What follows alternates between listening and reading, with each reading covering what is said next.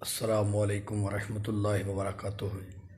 ماشاءاللہ جی، کل رات کو پٹرول کی قیمتیں کم ہوئی ہیں تو یہ بڑی خوشی والی بات ہے۔ پاکستان کے اندر کوئی اچھی خبر آنا یہ بڑی بات ہے۔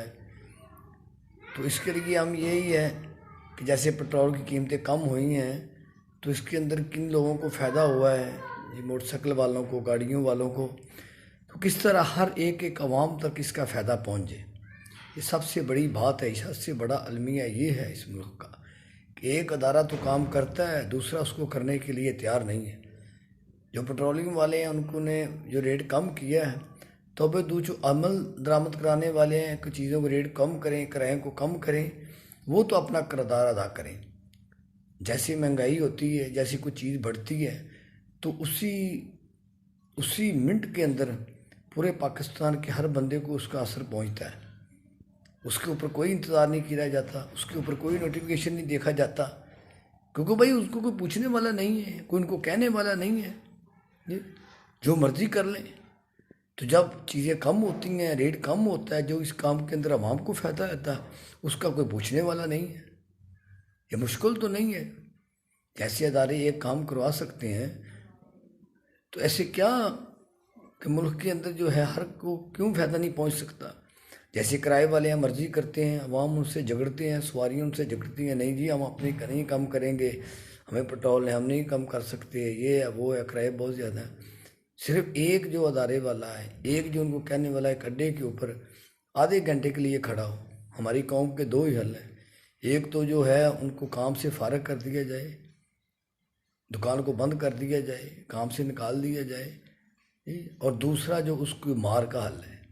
اور ہماری قوم کسی طرح سے کسی دوسرے طریقے سے پیار محبت سے 100 میں سے ایک جو شاید مان جائے، یہ حل ہی نہیں ہے۔ تو ایسے ہے کہ جیسے دوسرے ملکوں کے اندر حکومت اپنا ریٹ قائم کرتی ہے، جو بھی بات ہوتی ہے اسی وقت عوام کو اس کو فائدہ پہنچاتی ہے۔ تو یہی پاکستان کے لوگ جو باہر کے ملکوں کے اندر جاتے ہیں کیسے اس میں سارے عملدار کرتے ہیں، اور یہی یہاں آ کے سارے اپنی مرضیاں کرتے ہیں، پھر اس ملکوں کے اوپر تعریفیں کرتے ہیں، یہ ملک ایسی ہے، بڑی قطار لگاتے ہیں، بڑے ایماندار ہیں۔ بھائی ایماندار بھی ہیں، لیکن یہ انہوں نے ہم اس سے زیادہ ایماندار ہیں الحمدللہ مسلمان، لیکن ہمارے قانون بنانے والے کوئی نہیں ہیں۔ وہ جو بنانے والے خود رشوتیں لیتے ہیں، خود قانون کے اوپر پورے چلنے والے نہیں ہیں، تو اس لیے کیسے عوام صحیح ہوگی؟ جب سختی کریں گے پتہ چلے گا کہ میرا ہر حال کے اندر میرا نقصان ہونا، میرا چلان ہوگا، میری دکان بند ہوگی، میرا رکشہ بند ہوگا، گاڑی بند ہوگی، پھر کیسے یہ نہیں کریں گے؟ تو یہ ہے کہ اللہ پاک ویسے ہم مل کے سب مل کے اس پاکستان کے اندر جہاں تک ہو سکے ہم اس کی فائدے کے اندر بات کر سکیں۔ ہر ادارہ والا یہ کہے کہ میں اپنی روزی کو حلال کیسے طریقے سے پورا کروں، اور اس کے اندر میرا کیسے جو کردار ہے وہ پاکستان کے لیے بہتر ہو جائے، ہر عوام تک کس طرح اس میں سہولت کو پہنچاؤں، یہ اصل بڑی بات ہے۔ تو جیسے یہی بات کرنی تھی، جیسے مہنگائی جو نگران حکومت کے دن جا رہے ہیں، لوگ کئی دفعہ ناراض ہو جاتے ہیں میری بات سے، میں تو کہتا ہوں بہترین دن ہے یہ جا رہے ہیں۔ ان جیسے سرکاری جو پہلے آتے تھے دوسرے سیاسی لوگ، پریشانی مہنگائی، دن میں 200 روپے بڑھ رہا ہے، ابھی کچھ کم سے کم کوئی گزارے ہیں، ریلیاں، ان کی لڑائی جھگڑے بھی ختم ہوئے ہیں، خاموشی ہوئی ہے، اور خاموشی سے کچھ نہ کچھ تو ہو رہا ہے نا عوام کے ساتھ۔